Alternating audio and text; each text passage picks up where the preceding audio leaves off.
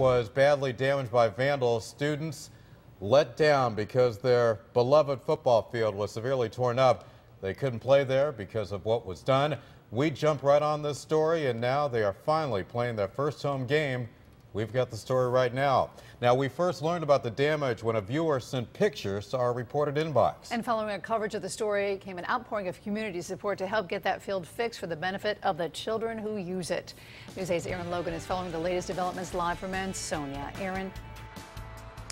And Keith, you probably know this. Football fans in Ansonia get all fired up over Friday night football, especially home games. They count down the hours, the minutes, the seconds, and this one they didn't even think was going to be possible a few weeks ago.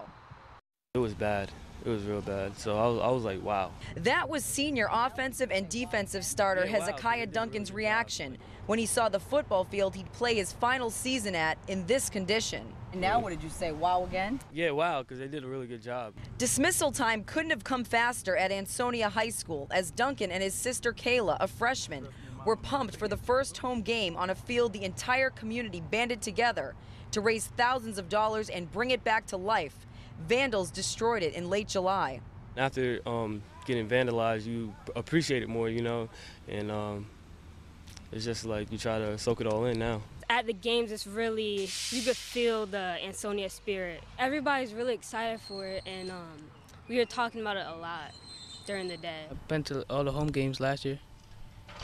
They got state champions last year. Yes, they did. Class M state champs.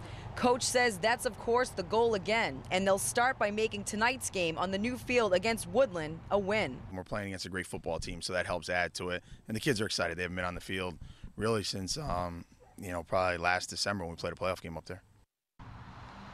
Yeah, Coach is right. These players are extremely excited. They were all smiles. We saw a couple of them earlier.